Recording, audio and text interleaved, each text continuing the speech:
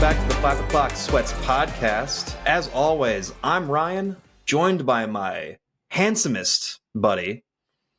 Hey, I'm Derick. I'm a couch potato. I don't know if I used that one. I stopped doing that recently. I stopped doing a little title sprinkled into the name, so I thought I'd bring it back for this one. I feel like you've been doing them. I don't think you haven't used couch potato yet, so that is good. And actually, this is it's very fitting for the the discussion we are going to have tonight. Derick and I are back. Usually that entails an anime-themed episode. So we're going to do an anime-themed episode. Derick, as he's said before, when it comes to watching anime, I believe there's nobody that's better at watching anime than Derick. If watching anime was a competitive sport, Derick would be basically like the LeBron James of watching anime. First team All-Pro, baby. You'd be first ballot Hall of Famer. Yeah, I could. I aspire to be Derick. He is my hero when it comes to watching anime. I personally have been slacking with my anime consumption, although I have been watching some things, but again, not to the degree that Derick has been. Man, so do you remember like 2021?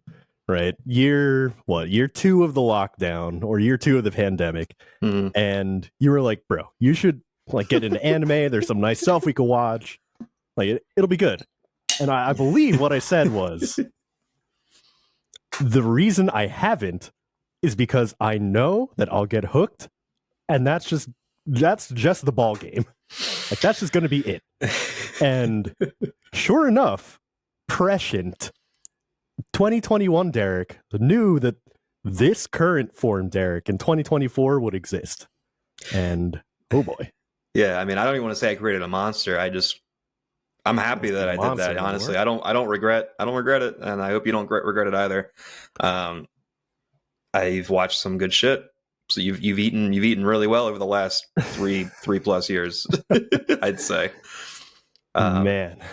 Yeah, it kind of reminds me of when I introduced you to disc golf, and then you became as good, if not better than me.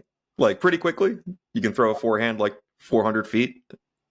But I can't throw a backhand consistently to save my life. Yeah, but it's getting better. It's getting better. Man, last time we played, I put one in circle 1. I know, and that was the exception, not the rule. We had a little ATP on hole 18 the last time we played, and you beat me. You got me. So anyway, I'll remember it forever. That's translated over to the anime watching game. Derick has surpassed me in every way in that regard. But I'm very proud of him. Thank you. I wouldn't say every way, but I'll take the compliment. So I do want to start the episode by I want to put the ball in your court. I want you to just talk about some of the great shows you've been watching, and I guess fill me in on some of these shows. And you don't have to sell them to me. It won't take much selling. I trust your opinion on pretty much anything that comes to anime. So I just want to give you the floor. Just talk about these shows and tell me what you love about them. And we'll let it roll from there. Yeah, I'm going to switch up the order a little bit from what I had then. Because the one I was going to start with, not super good. So instead, I will start with The Angel Next Door Spoils Me Rotten. Okay. And this is a romance anime. I figured that based off the title. Yeah, makes sense, right? Yep. And this is one of the few anime seasons that has gotten a 9 out of 10 from me. I thought that this one was that good. 9 out of 10's good. That's really good. I tried to write my notes kind of spoiler free. And by the way, this is just kind of everything we've watched since the last episode, which I think was episode 49. That was June. Makes sense with the changeover of anime seasons. But I just want to make sure that if there's a spoiler, I will call it out. This one is about a perfect girl. Everybody calls her an angel. She's beautiful, kind, smart, athletic, the classic trope. Yep. Yeah.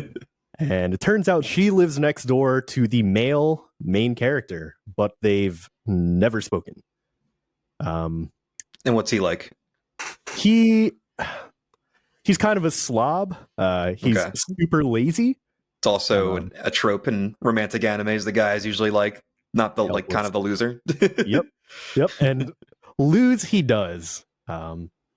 They both know that they live next to each other. It's not like they, come home one day and see each other going into next door. They both know, but he doesn't want anybody to freak out like, oh, damn, you live next door to the angel? Dude, let me come over. So he just doesn't tell anybody, which I think is the correct move. But one day he sees her crying in the rain at a park. He gives her his umbrella, and then he runs home in the rain. Now, keep in mind, again, they live next door to each other. They could have just walked home together. But no, he gave her wordlessly the umbrella, ran home. Next day, dude comes down with a cold. Yeah, so she starts to feel guilty and starts taking care of him.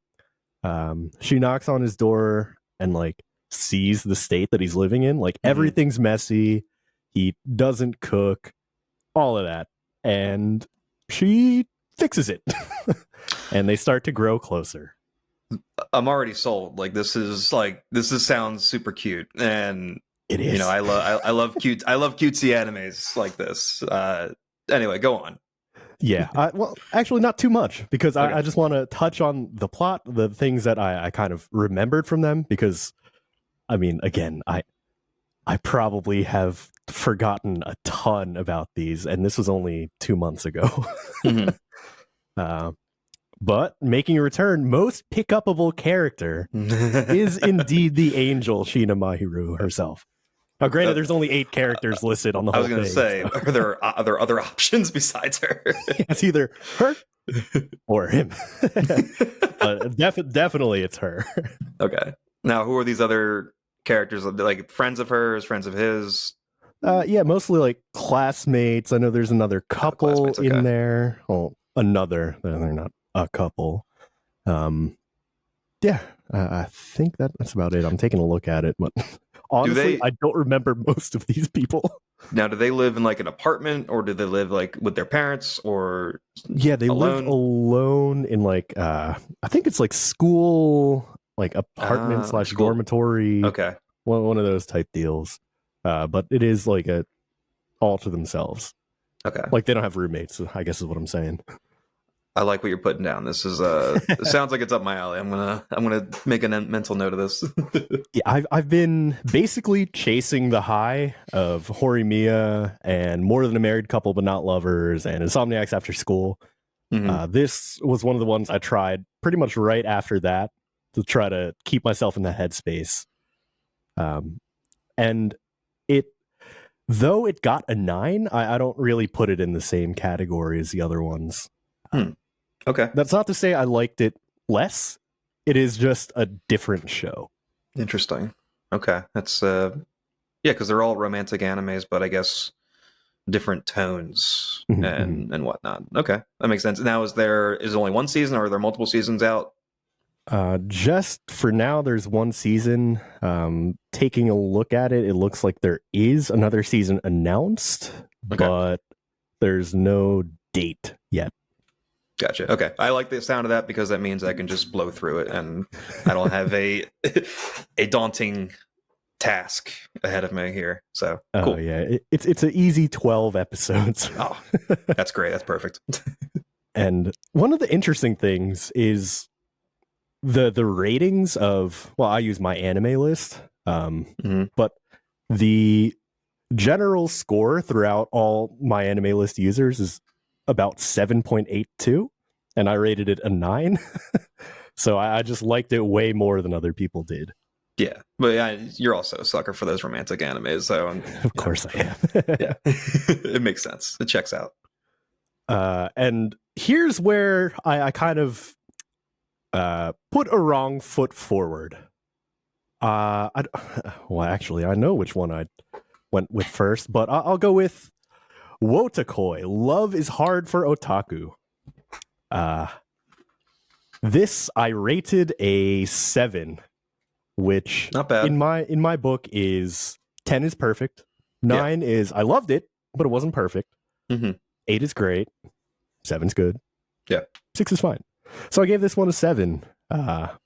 It is a woman starting a new job. Like she's an office worker. Pretty normal there. But it is the trope of the secret otaku woman having her secret spoiled because her coworker is her childhood friend. And she knows all about her. Yeah. It's a dude. Childhood friend's a dude. I think they know each other from middle school or something like that. And then they didn't know each other in high school or something like that.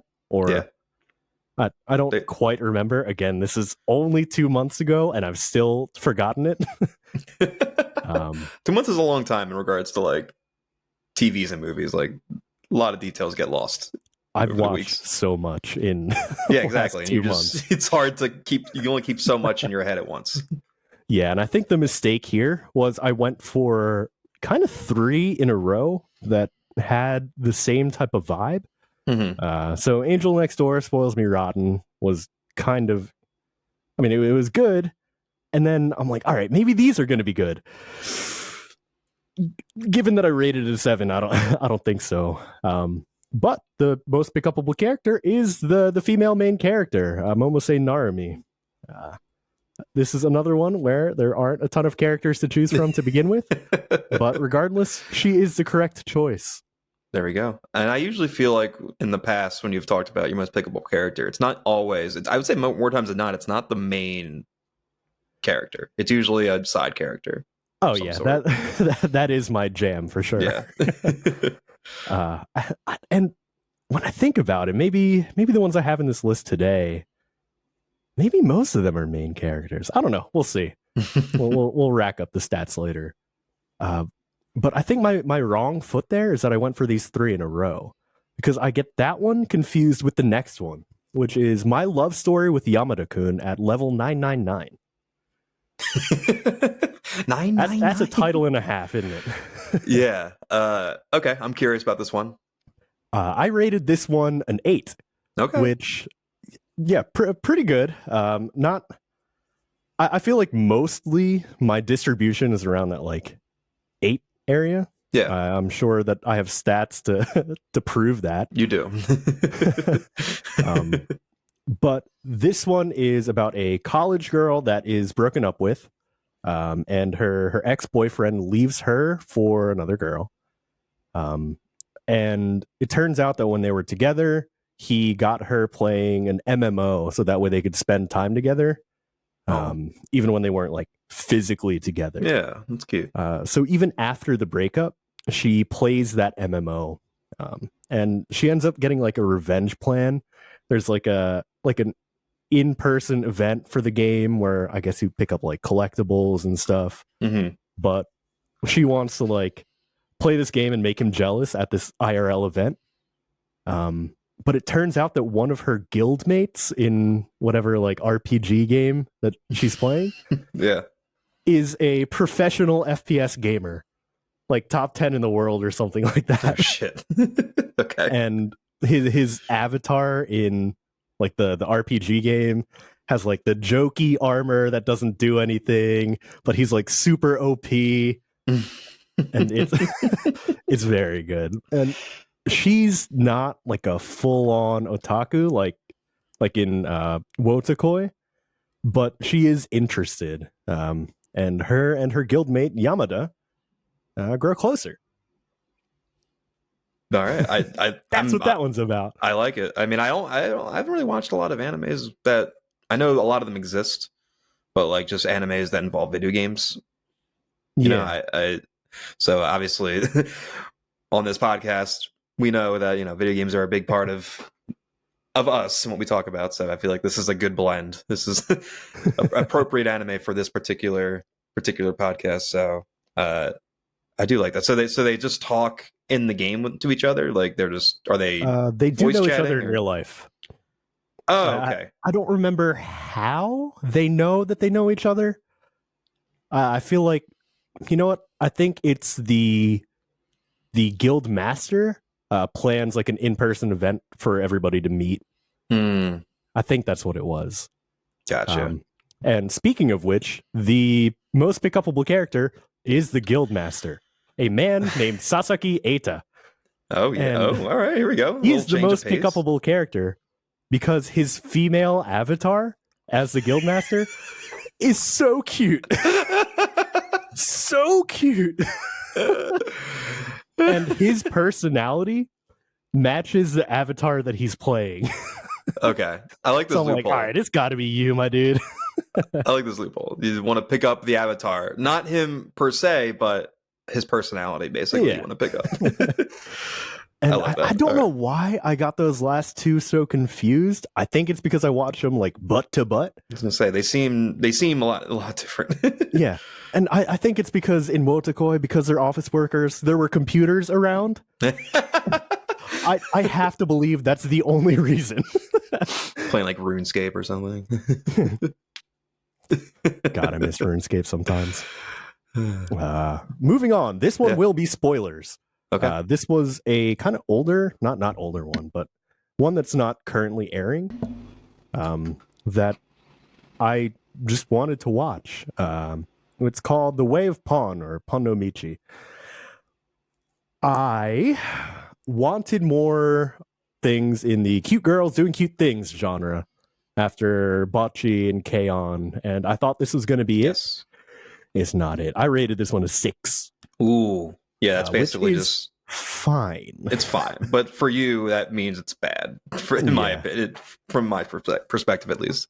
I think in reality, I'm like in retrospect, because I rate these right after I finish the last episode. This one might be a 5, but man, the plot, and again, spoilers. The plot is that a high school girl's mom doesn't want her and her friends hanging out at the house because they're too loud. So she calls her dad up, and he lets her revitalize his like old, unused mahjong parlor. And she learns how to play mahjong with her 2 friends. They learn about it and make 2 more friends.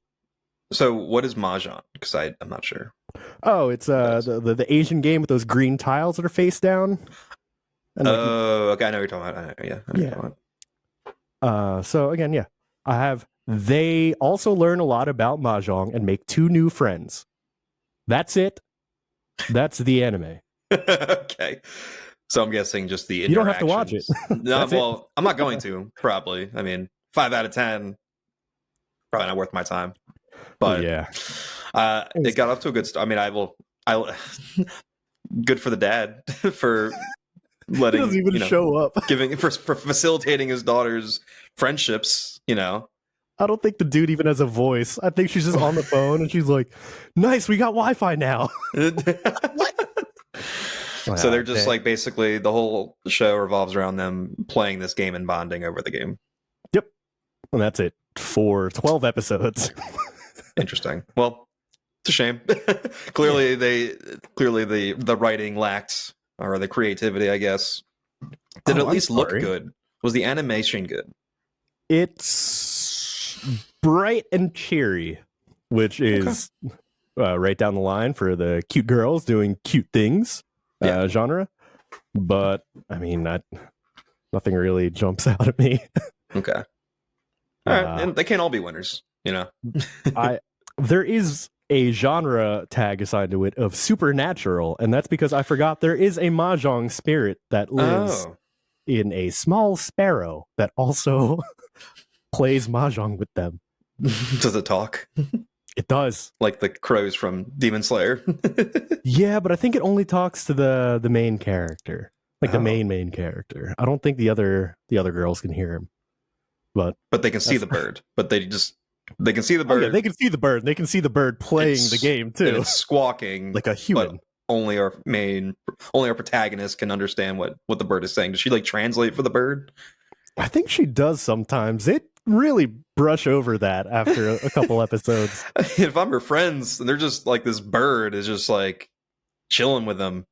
I mean, where's this? Is this thing just like standing on the ground next to them, or is it like perched on her shoulder or something? Like, what are we doing here? yeah, it's like on top of furniture. It's like on Probably our pooping all over the shoulder. place. It's standing on the table, moving its tiles around. I'm like, this is fun. I would have been asking some questions if I were them. Like, what's going on? What's the situation with this bird, and how does it know the game? And Yeah, see, how do you understand it? Did, but I think the answer was, yeah, right. 11 more episodes. Wow. But most pick upable character is Izumi, who I think is the youngest of the group. But Okay. she wins because when she was a kid, she was afraid of like the festival costumes that people wear with like the demon masks, Urokodaki from Demon Slayer. Yeah. And she's still scared of that. And there's a whole episode about it. I'm like, I just want to pretty cute. Pick her up and tell her, oh, it's okay, they're fake. No. Come over here. Over here is safe. I thought you were going to say the bird for a second. Come here. Well, I guess it's hard to pick it if it's going to fly away. It's hard to. Doesn't need to be picked up. It's already in the air. Yeah, for a time. Where do I go from here? Let me think. Do you have any I love romance animes. Do you have any non-romance animes in that list? I do. Okay. There's one that had created a pretty fair amount of buzz with its animation style, and that's The Elusive Samurai. Yes, I've heard of this one, and I think I've even seen clips of it. And go ahead. I might have shown you part of the first episode. I think you might have. Or not. But so far, since this is currently airing as time of recording, so far I've rated it a 7, but recently I think it's pushed its way up to an 8. Okay. Which is nice. But it's about the carefree son of a noble. And he doesn't like training or doing any of his responsibilities. He just likes running away from the people who's making him like practice swordsmanship and archery and all of that stuff. So Zenitsu, basically, from Demon Slayer. We're gonna keep referencing Demon Slayer, but wait, he's who? Sorry, I missed it. Zenitsu from Demon Slayer. Just like he doesn't want to actually train or do anything difficult. Yeah, but he shirks it off in a less whiny way. Okay. Like the archery teacher is like trying to like grab him to make him like go practice archery, and he just like slips out from under his arms and is like running on roofs and like sliding down like parkour shit. Okay. Just to like get away from the people who want to make him do his responsibilities. He's just trying to vibe. Spoiler alert. Okay. Then his entire clan gets slaughtered mercilessly by someone they trusted. Oh, betrayal. Yeah. Damn. So he's like the sole survivor from his village, from his clan.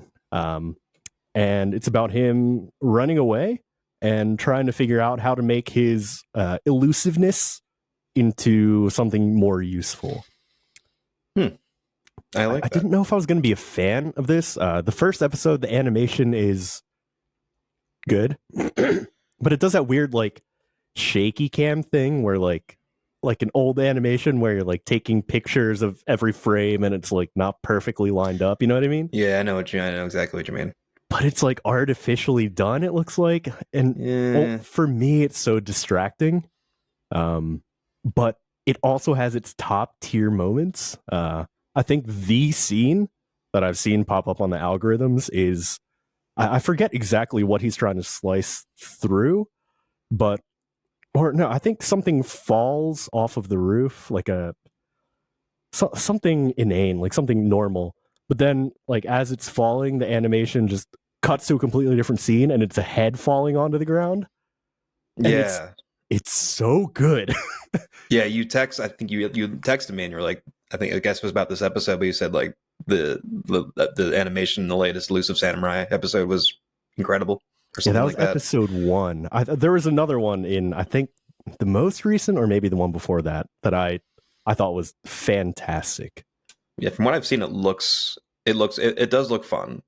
It appeals to me visually, so that's a good way to start. I mean, for anime, at least for me, it's like that. The anime has to look good it has to be pleasing to look at, and if that's a great start for me.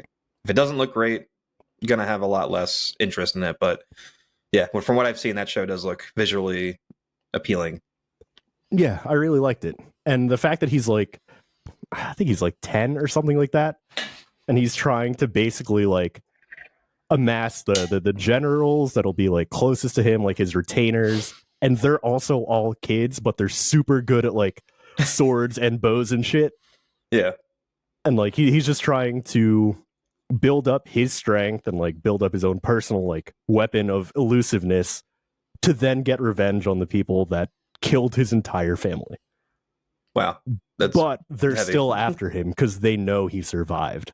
So it's like, I don't know. I think this one is absolutely worth a try. Yeah, I'm definitely curious to check that out. So I'll add that to the list. And it sounds like our main protagonist could be in for a good arc, I guess. Yeah. Yeah. I don't know more of a badass, I guess. Yeah. He's only 10 years old, though. It's crazy. Yeah. It's like unrealistically so. Like I don't know. I don't like when I find it weird when a lot of animes do this. The characters are super young and they're doing these incredible feats of like strength and physical skill. I'm just like, are just people in Japan built different? Are Japanese kids just built different? Like, what the fuck? Anyway, that's just a nitpick. No, I understand that. Like if I could do even a quarter of what these children are doing, like I would be so impressed with myself. But I can't do any of it. So yeah. Maybe I'll just sit on my couch and watch more anime. I don't know. It seems right. Yeah, feels good. Oh, right. Most pickupable character in this one is Shizuku. She's like the little priestess. And she's just like never on the front lines because she doesn't have any combat abilities. Yeah. But she always has like sassy or witty things to say from afar. I like that. Yeah. I see you. What would you like to hear about? A drama, a comedy, another romance one, another romance one, or a sports one? Oh, well, I think I know what the sports one is. You do. But let's do that. Let's save that for last. Let's do a comedy. Comedy. This is one we talked about in a couple different episodes. Actually, I don't have a lot to say about it because it is still airing. Okay. And that is my dear friend Nokotan. Shikanoko Noko Noko Koshantan. This fucking show, man. Yeah, I have not watched more of it. Not because I didn't like it. I'm super intrigued by it. I guess I'm just waiting for it to be done. I don't know. But man, that first episode was quite the ride. And I'm sure it's only gotten crazier since then. Yep. But go ahead. Tell me so about far, I'm rating it in like the 7-8 territory. I think that's good. 7 is realistic, but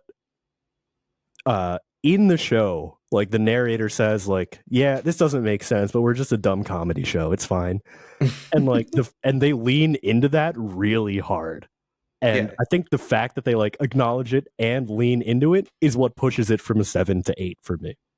I love a self-aware show. Oh yeah, it is very good. It doesn't try to be anything else than what it is. Again, we talked about this in other episodes, but it's very whimsical, kind of like how the whimsy in Spy Family was. Yeah. Which I liked. Yeah, but turned up a notch, I think. Oh yeah, there's just like unhinged people and unhinged decisions being made at every turn of every episode, basically. Well, I'm glad to know that if you watch the pilot, you basically are in. You know the tone of the show, basically. Yeah, like it sets up the tone perfectly, I guess, from what you're saying. Oh, it's very consistent, if nothing else.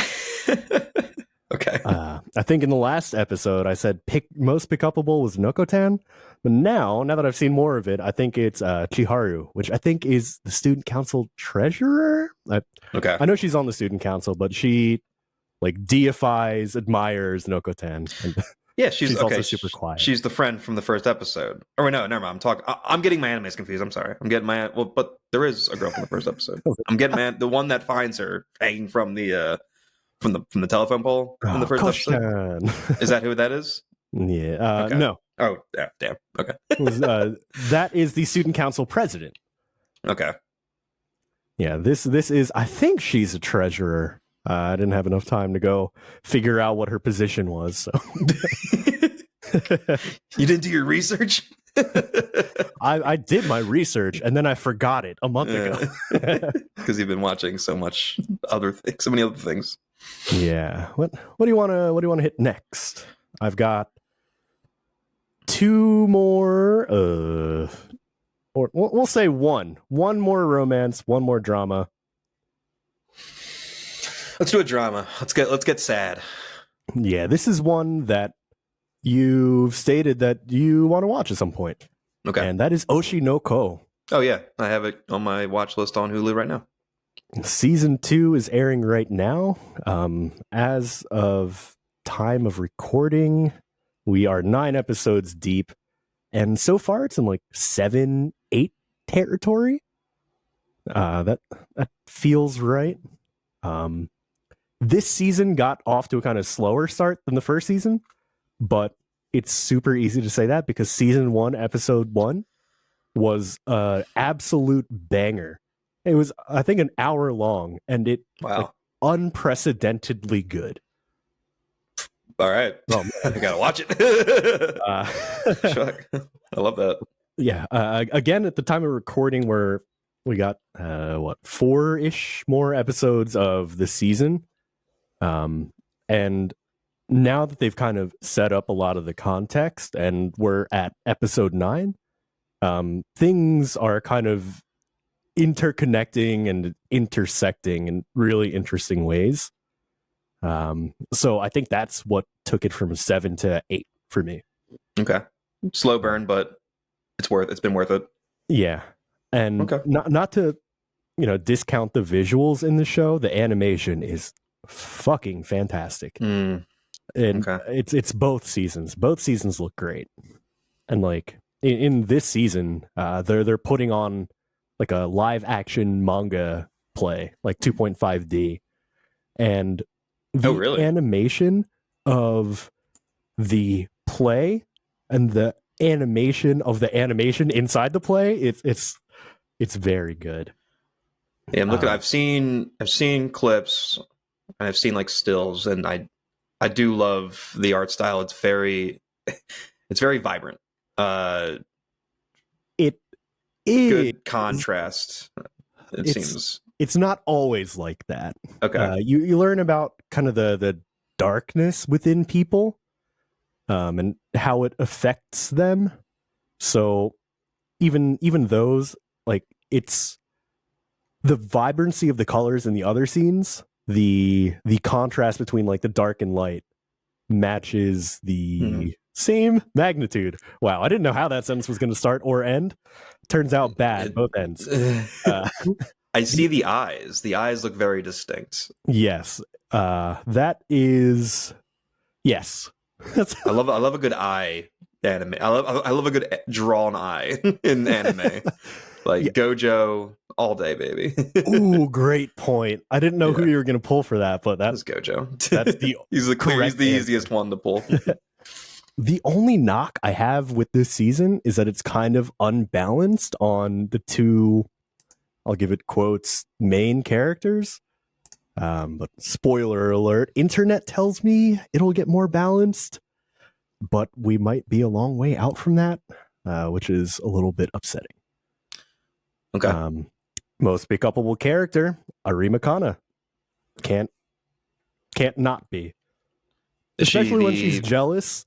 She is the friend, colleague, rival of the two main characters. Gotcha. Okay. So a side character. There we go. We're back on track with the side characters.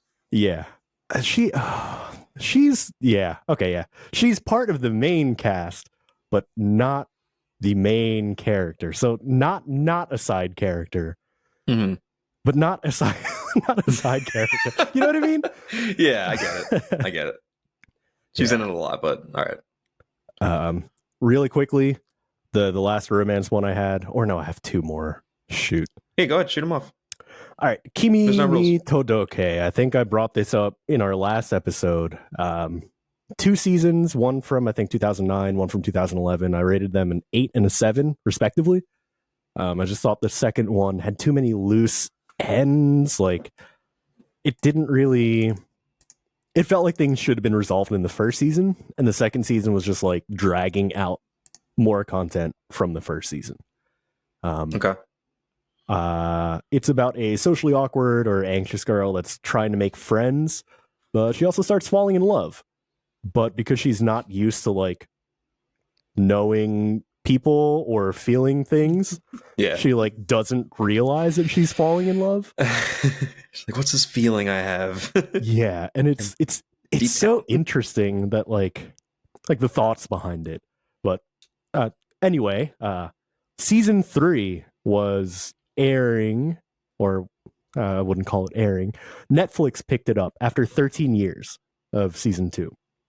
And season 3 is 5 1-hour-long episodes that just ties up all of the loose ends that I wish that they would tie up. That's great. Yeah. That's you asked and you received. They delivered. Yeah, they delivered. I rated this season a 9.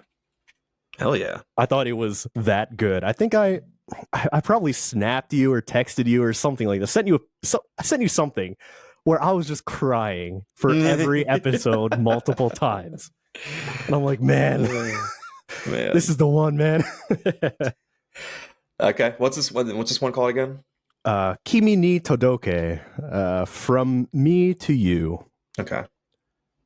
I'm going to probably just ask you to text me the names of all these when we're done. Oh, absolutely. Or if you're one of our listeners that also wants to try this, you can find the name in the description. There we go. Look at that. Most pick-upable character is either Yano or Chizuru, especially in season 3. I just love the way that their arcs were kind of tied up, or their loose ends were kind of tied up. They both had a lot going for them. And the last romance one I have is Alya sometimes hides her feelings in Russian. Yeah, and I am aware of this one. I've not seen it, but I'm aware of it. Okay, I didn't remember if the algorithm watched one. The algorithm has been feeding me content. Yeah, and if the algorithm's been feeding anybody else content, I'm sure you have a perception of me right now. Because so far, this is still airing as we're recording, but so far I've rated this an 8. This is about a half Russian and I think half Japanese transfer student named Kujo Alya, which is a nickname, and only the male main character calls her that nickname. That guy is Kuze Mazuchika. They're classmates, and spoiler, she calls him cute all the time, but in Russian. In Russian, yeah. Yeah, which is where the name of the show comes from. I don't know if I should say this. Well, I did say spoiler. Plot twist, he used to play with a little kid when he was a little kid of a little Russian girl. And even though he doesn't speak Russian, he like fully understands what she's saying. Wow. And he doesn't let her know because he thinks that she'd be too embarrassed. That guy. But then she keeps saying it, and he's in too deep because he already hasn't told her that he understands her. Man. And it's so cute so far. That actually, yeah, I like that. That would add a lot of funny moments, and eventually she's going to find out. It's got to happen. She has to, right? It has to. It has to come to a head. And they're going to live happily ever after. Again, with the whole algo thing, you might have seen another scene. And without revealing too much, this isn't going to be super spoilery, but the way that Suo Yuki treats Kuze-kun is actually the reverse of the tropes that we're normally accustomed to seeing in anime, which is fun, if not still a little bit weird. If you get to that scene, you'll know what I'm talking about. That character does beat out Alya for most pick-upable character by a hair. And it's only because Alya doesn't have all the information yet. Yeah. Right. She's still operating under the assumption that nobody can understand her except for maybe her older sister. And like, because the other characters know a little bit more, it's easier to see their like motivations or angles on stuff. Yeah. So that's why I give it to her. Interesting. And this is still going on. Do you know how many episodes are left as of recording? 2. I think one comes out this week and then another one next week. And how many would that be? How many does that make it total? 12. I love these 12 episode seasons. Big fan. Now, interestingly, I did make a note about this. There's something called the 3-episode test, commonly with anime, and it's you give an anime 3 episodes before you decide to drop it. Fair. My theory is that they make every 3rd episode a banger, especially if you're like binging it. It's like, all right, an hour is basically 3 episodes, so it's like setup, banger, setup, banger. Yeah. I mean, 6 is halfway to 12, so that one's got to be a banger, like mid-season break, maybe. Mm-hmm. And then 3 is halfway to 6, and the last episode of the 3-episode test, so you got to make it a banger. And then 9 is sometimes the climax of the rising action, so that one's a banger. And then the season finale, depends. Hopefully a banger. Hopefully.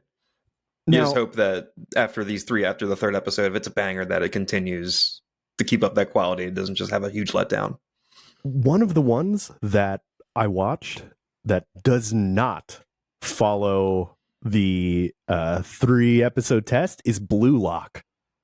You have been deep into this one recently.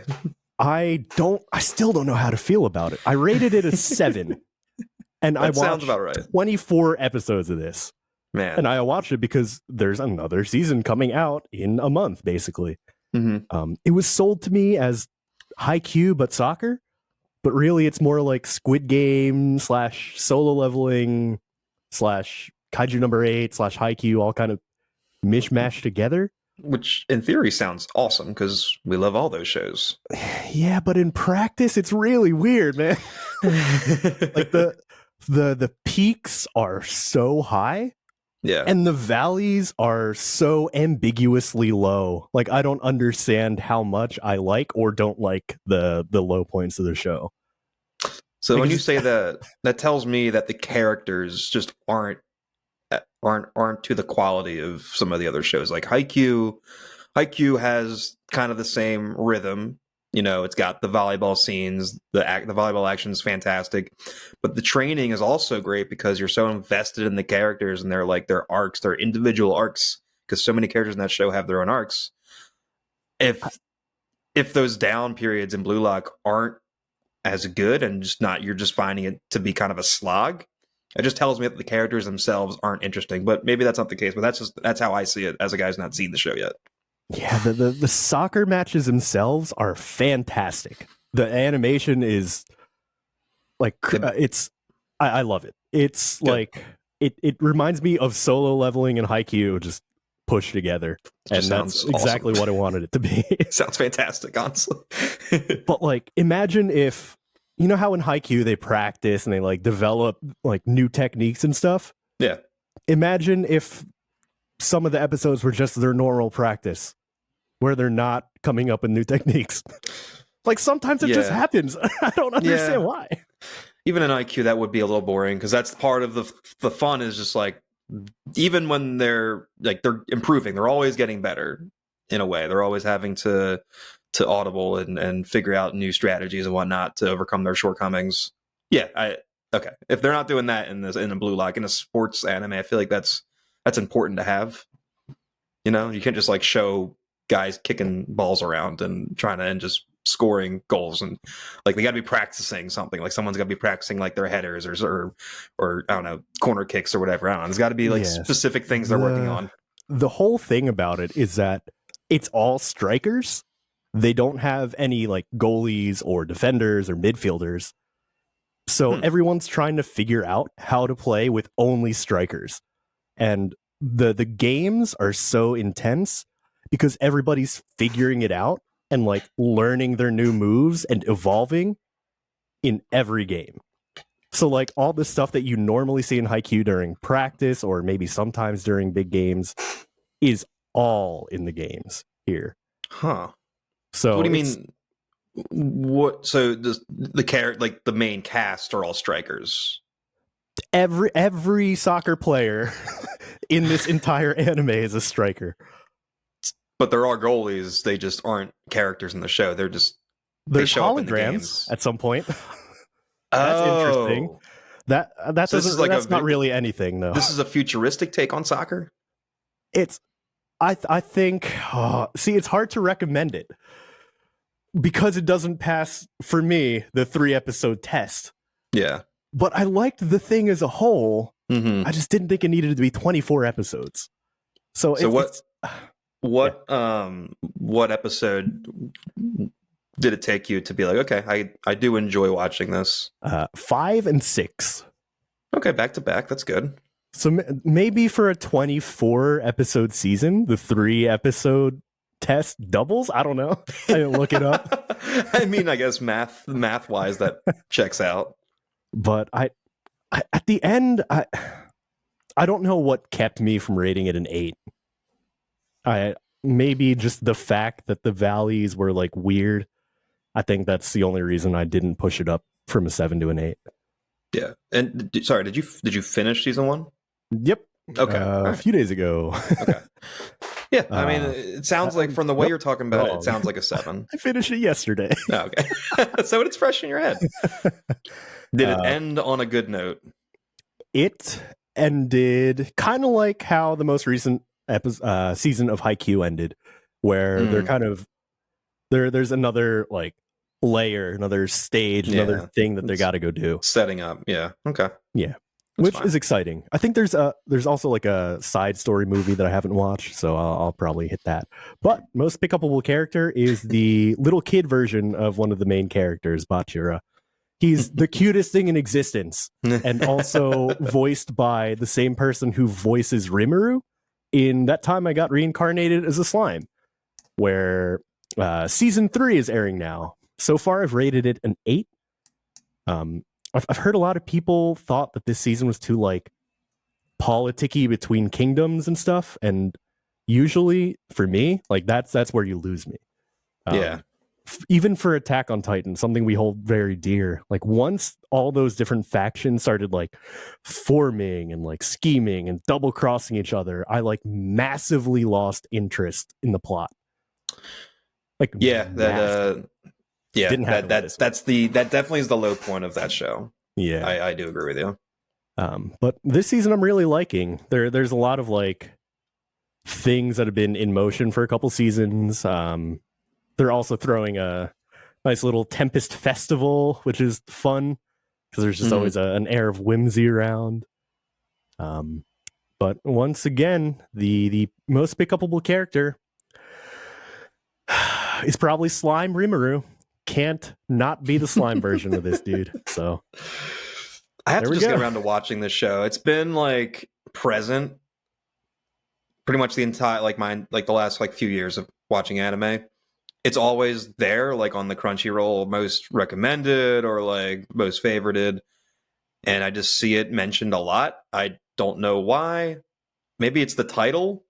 It just doesn't seem like it would appeal to me, but I know slimes are like a reoccurring thing in anime and fantasy animes like that. So I don't know. Yeah, like video games and stuff. Yeah, right? Like everybody thinks of, if you're like, all right, what's the weakest enemy you can ever encounter in a game? Like most people would say slimes.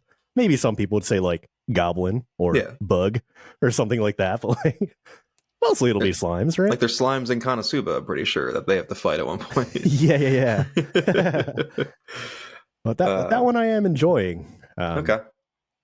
Yeah, even with the Attack on Titan stuff. All right, well, Derick just went on a went on a long. It's not a rant, but he just he just gave me an anime education on some. I like that.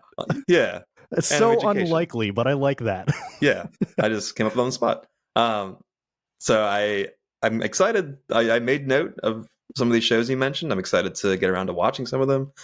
And yeah, I'm excited to get into some new stuff. But and speaking of new stuff, kind of new stuff. There's some things. There's some anime content that's coming out over the next few months that I know that we're both excited for. And you just ended. We were just talking about Attack on Titan. We just mentioned Attack on Titan. We are both in love with that show. It's, for me, my second favorite show of all time behind Breaking Bad. Still haven't seen it. Go on. Yeah. And I think I'd mentioned this before, and I said, you know what? They should release the final two specials that really the 2-hour-long specials that released to end the show in theaters, because I think they would kill it at the box office. They would make a shit ton of money, and it would just like I would be there day one, and I would love to see it. Well, our wishes have been granted. They are re-releasing the last two specials of Attack on Titan and combining them into one cohesive movie. And they're going to release it in theaters in November. And I can't fucking wait. And they have claimed it's going to be with improved animation. What's to improve? Are we going to get more ODM? Maybe. Oh, maybe the Hanji sequence will be extended, which, I mean, I'm going to cry again, but I mean, I'll gladly watch more of that. Or like even just like the whole, I mean, the entirety of the ending. I thought it looked perfect. I thought it looked fucking great. I mean, they took their time with it, so it better have looked good. And they delivered, because that, I mean, listen, I still don't know how they animated half the shit they did in that finale, because there is just so much going on. The scale of it all, and just the blend of 3D animation, 3D with the 2D, it was just like perfectly executed. So you said they're combining like the last two, big specials, right? So yeah. What's the first thing that'll happen? I forget where this all starts. And then from there I can kind of trace my way forward. Yeah, what's the first thing that happens in the first special? I don't remember either. We watched it together. It's been so long. We did. It's right, if you don't know. That's a weird detail. No. So the back a year and a half. Ended. No, it's gonna be the it's the rumbling. It starts with the rumbling, because the regular 20-minute episodes ended with Eren bringing the Titans, bringing the rumbling over to and I'm blanking on the fucking starts with an M. Marley. Yes. Bringing all the Wall Titans to Marley, doing the rumbling. Pretty sure Marley's right. Yeah. And that's where it's going to pick up. It's going to pick up with the rumbling. Yeah, that's going to be sick, man. It's going to be sick to see on the big screen. I am so excited. And then honestly, like there's just those two specials are just perfect. So seeing those on the big screen is going to be like an out of body experience. Like I just can't fucking wait. And I'm interested in this so-called improved animation. Like, what's it going to be? Like, how much better is it going to look? Because I mean, it was basically movie quality when we watched it on Crunchyroll. So I don't know. I cannot wait for that. That comes out in November. I will be there day one. It's gonna make a shit ton of money. I mean, Attack on Titan is one of the biggest. Yeah, off of you. Yeah, off of me. I mean, I will see it multiple times probably, but I'd love to get like you and me and some other anime friends together to just have a night out and watch these. I accept. Yeah. I hope there's like they wouldn't do it, but I would love for there to be like a popcorn, like a Titan popcorn bucket or something. I knew that's what you were gonna say. Like, I don't know, like Eren's founding Titan themed or something, or like, oh yeah, or like this. I'm trying to think of a Titan with like a big mouth, but I don't even.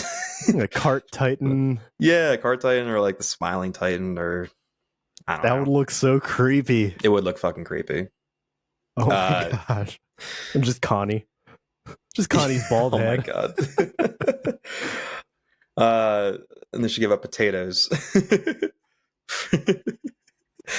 Will you be bringing a potato into the theater?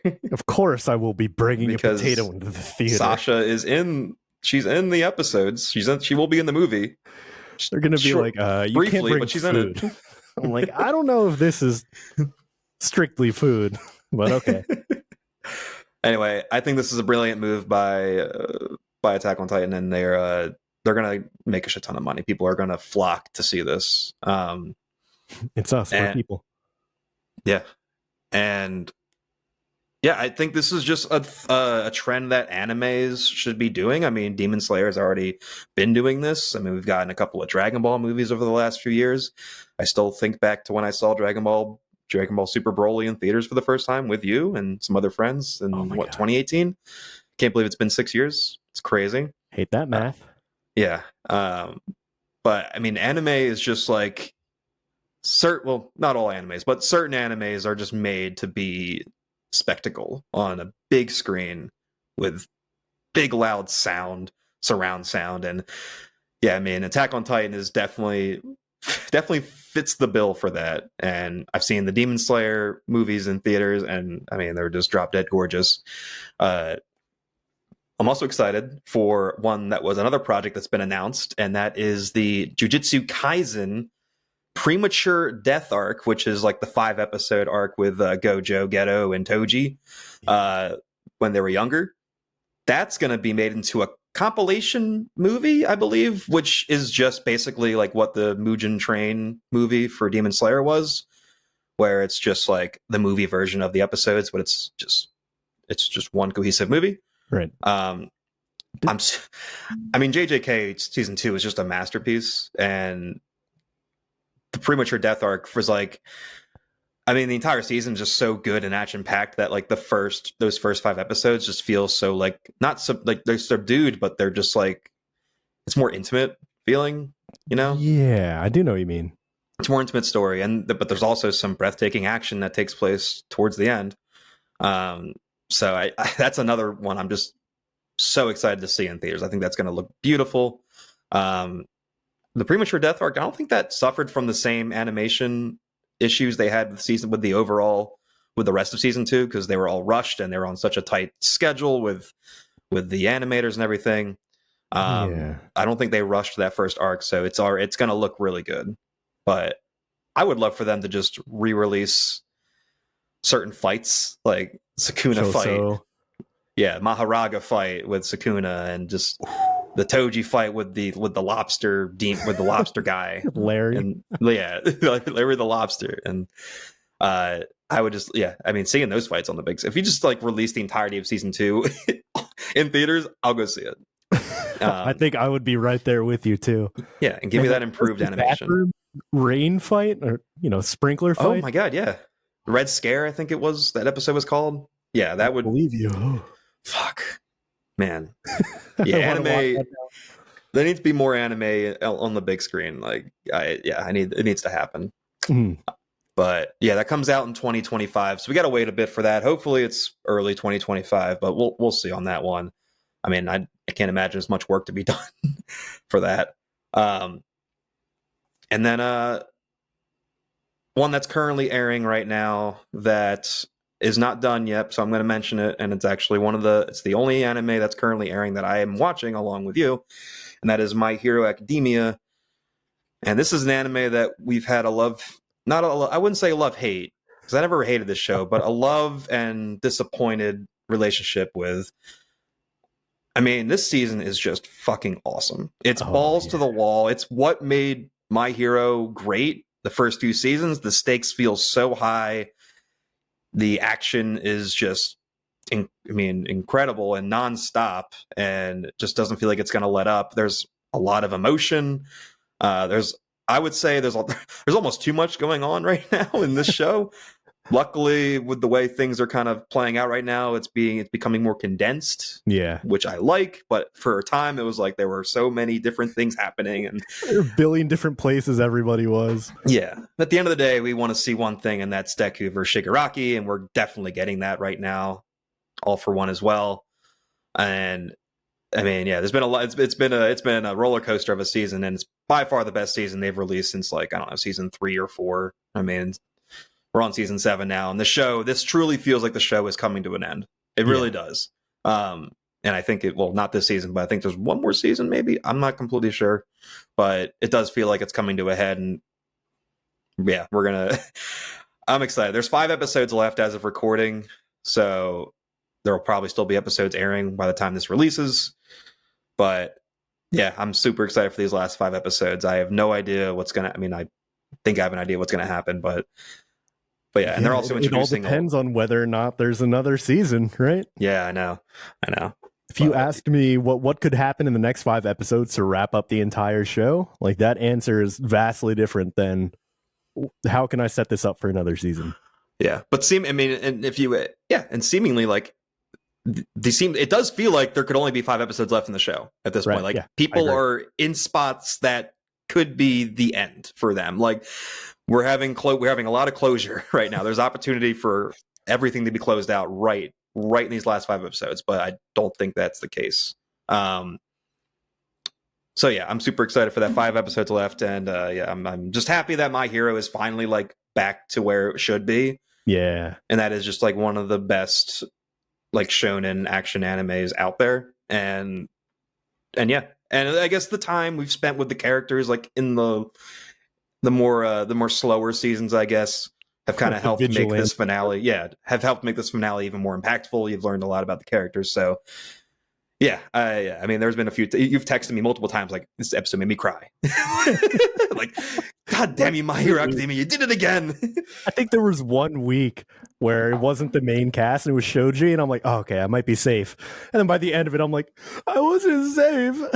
Yeah, even those episodes, like, those are episodes in the past. I'd be like, can we get back to the main things? But no, I mean, those episodes are also very well done, and I love that they're like giving characters that we haven't really spent a lot of time with more screen time and backstory. And yeah, no, this season's been great. I'm super happy with it. I'm going to close out here with just naming some general stuff that we're excited for coming up here and pretty much to close out the rest of the year. So I have a couple listed here.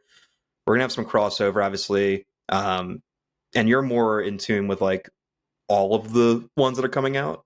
Yeah, hit and miss. But there's 2 really big ones that are probably the 2 most anticipated ones to come out for the rest of the year, and that is obviously Dandadan and Dragonball Daima, which I'm gonna start with Daima because my expectations for this show were like low. I was gonna watch it regardless because we're huge Dragon Ball fans. And again, what's the premise? Why are they so little?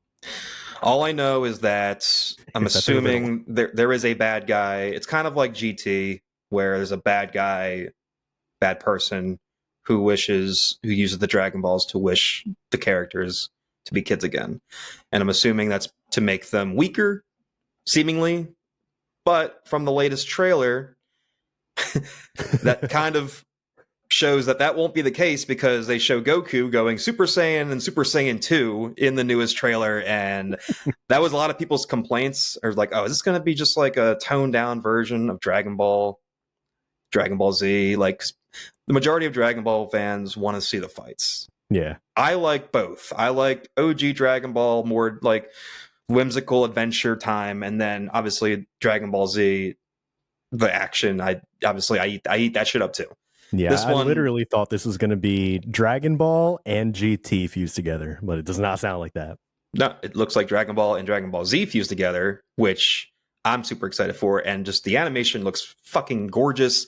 I know, I don't know specific names, but I know that the animators working on this show are some of the best animators from Dragon Ball Z, like some of the best Dragon Ball Z episodes animation-wise. That talent is working on Daima. So there's not going to be like any low quality episodes. Like, they're all going to look incredible. And they've taken, I think this has been 4 years in production, maybe. Yeah, so they've had a lot of Akira Toriyama had like input on it. Yeah, he wrote the story. This is his final goodbye. This is the last thing he's ever written, and that in itself is enough to get people to watch. Obviously, he passed away a few months ago, so this is kind of like his going out. And hopefully it's good. I have higher expectations now. I'm sure we'll like it. And And the story, I really have no idea what the story is. All I know is it takes place between the Majin Buu saga at the end of the Majin Buu saga and the beginning of Super. And it does have a lot to do with the Majin. Like there was a lot of like Majin Buu imagery, so there will probably be some relation to Majin Buu and the new villains. We'll see. Super excited about that. And then Dandadan, I don't know anything about this show. I have the synopsis. I have like the synopsis here. A ghost believing girl and an alien believing boy are thrown into a wild adventure following a supernatural encounter that confirms the existence of both ghosts and aliens. Cool. That sounds fun. Animation wise, this might be the most unique looking show I've ever seen. Like anime show. Like Yu Yu Hakusho with like cool animation. Yeah. The trailer, the latest trailer they put out was absolutely, like I said, spectacle earlier. It's spectacle to look at. Like it looks so nice. I mean, the story can be shit. I'll at least tune in every week just to see like how the show looks. Like let me see more of just these characters and whatever's happening in motion. I know you're excited. For that one too. I don't know. I don't know what to do with my body. That comes out, I believe, October. Yeah, November? I think it's pretty soon, right? October. Dragonball Daima comes out October 11th, the same day as Dragon Ball Sparking Zero. That's gonna be a good day. Yeah, it's gonna be a good day. Yeah. And then the last thing I have here, and this is at the very end of the year, we have a full-length feature film, Lord of the Rings: The War of the Rohirrim. I think I'm saying that right. Releasing exclusively in theaters around Christmas. It's so random, but so welcome. This is a huge W for anime. Like this is so cool. A feature-length Lord of the Rings film, purely anime. This is the first time. I think this is the first time Lord of the Rings has had any story told in the anime medium. But yeah, I mean, the trailer looked good. You know, a lot of people in the comments are complaining, "Oh, another female protagonist." Like, who gives a shit? Just if the story's good, who cares? And the animation looks great. So better. Yeah, I mean, the animation looks good. We got that box checked off already, and I think Peter Jackson is producing this one, so he's going to have his fingers on it, his fingerprints on it. So that's always a good sign. And I'm just super excited for it. I just think it's a huge win for anime. I'm excited to go buy a ticket to this and watch it around the holidays. It's going to have like a very cozy feel to it. Oh yeah. Yeah, I'm excited. I'm sure we'll be seeing that together in theaters. We will be. Don't you worry. A Christmas gift to you. Yeah. So I mean, anything for you that I didn't mention, like most anticipated shows coming out or anime coming out? I'm gonna watch Blue Lock season 2. Yes, that will be featured in our next episode. Our next anime episode, which I guess would be towards the end of the year, towards the end of the season.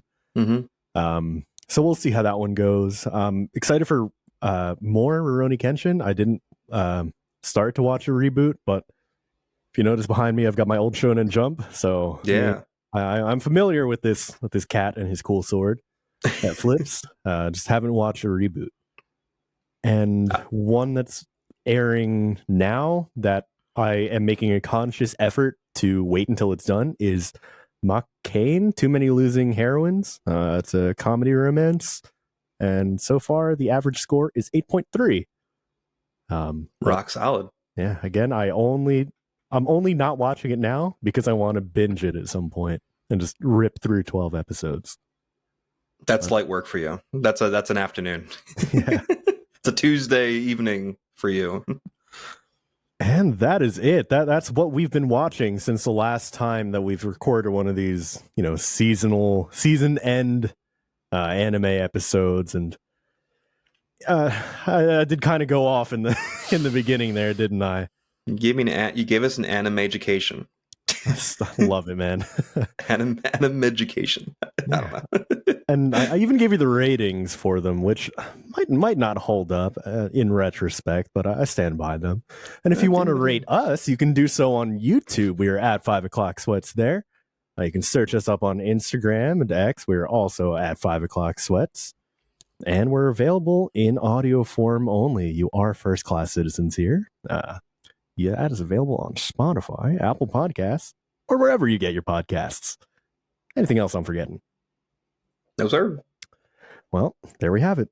And as always, stay sweaty. Stay sweaty.